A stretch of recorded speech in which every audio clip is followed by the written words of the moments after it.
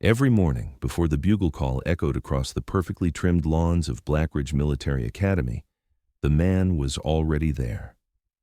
He sat cross-legged near the side gate, where cadets rarely exited but always entered, an unspoken threshold between the disciplined world inside and the forgotten reality beyond its walls. His name was Frank Dwyer, though nobody knew it. Not yet.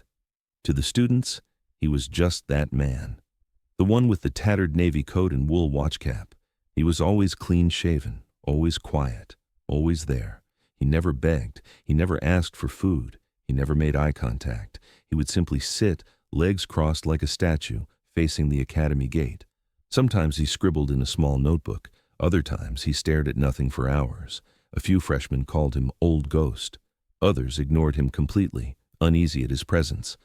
The faculty didn't speak of him. Security never moved him. And perhaps that was the strangest thing of all. He never got removed.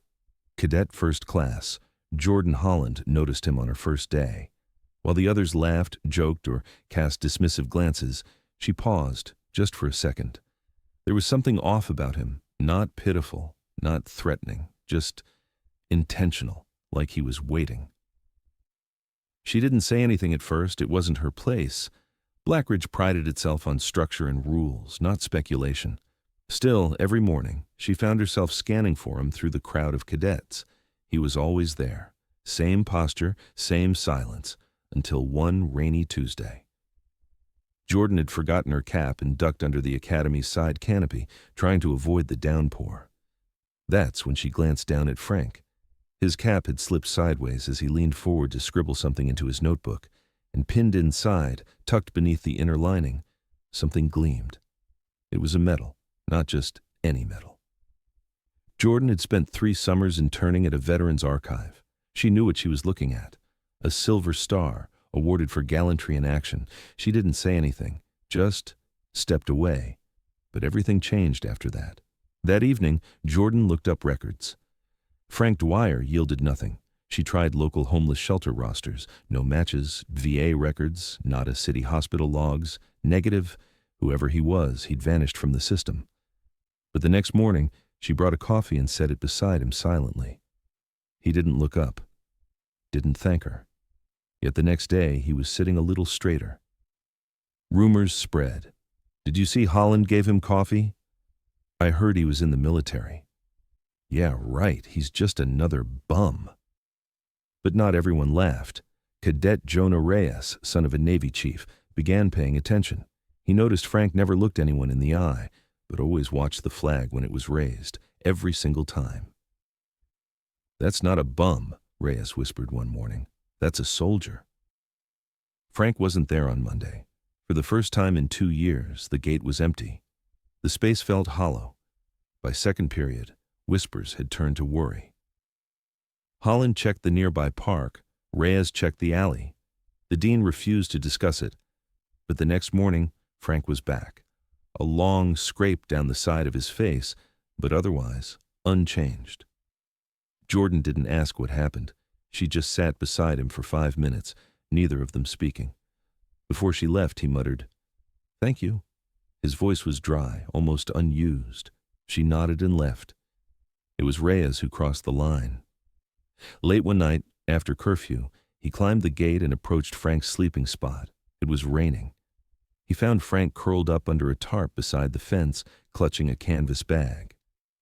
Reyes didn't touch anything, but he saw the bag was military issue, and on the outside, the faint imprint of a name, Dwyer, F, USMC. At the next academy meeting, Jordan stood up. "Sir, I believe there's a decorated veteran sleeping outside our gates. I respectfully request that we do something about it." The room went silent. Dean Weatherby adjusted his glasses. "Cadet Holland, are you proposing we involve the academy in civilian affairs?" "Yes, sir," she said without hesitation. "You understand the implications?" "I do, and I believe it's the right thing to do." Frank didn't show up the next morning. In his place was his notebook, neatly sealed in a plastic bag and duct taped to the gate. On the cover, "To whoever cared enough."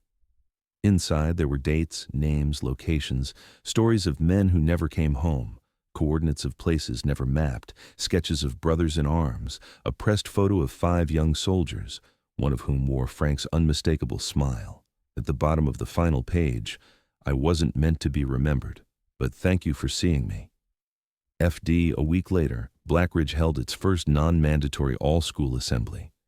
At center stage, a new stone bench just outside the gate, inscribed, "To the unknown soldier who sat without asking and stood without praise."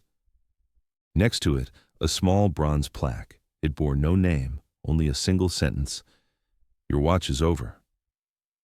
Frank Dwyer didn't disappear. Not really. The week following the discovery of his notebook, the bench outside the gate became more than a tribute. It became a question mark. Cadets lingered by it before formation. Staff glanced out windows more often. Security gave longer looks to the side gate as if hoping he might reappear. But he didn't. Instead, something else arrived. A letter. It was addressed to Dean Weatherby, typed on an old manual typewriter with no return address. Inside was a single sheet of paper, yellowed and creased. "To whom it may concern, I served this country in places I was never in. I led men I never knew, in missions that never happened. After the silence, I chose to remain invisible. It was safer that way, safer for them, safer for me. But one morning, someone saw me. And for the first time in years, I didn't feel like a ghost. You don't owe me anything. But thank you for reminding me I was real." FD. Jordan Holland read the letter 3 times in the dean's office. "Where is he now?" she asked. Weatherby just shook his head. "Some ghosts, cadet, return to the fog." But she wasn't satisfied. By late October, the bench became a kind of ritual.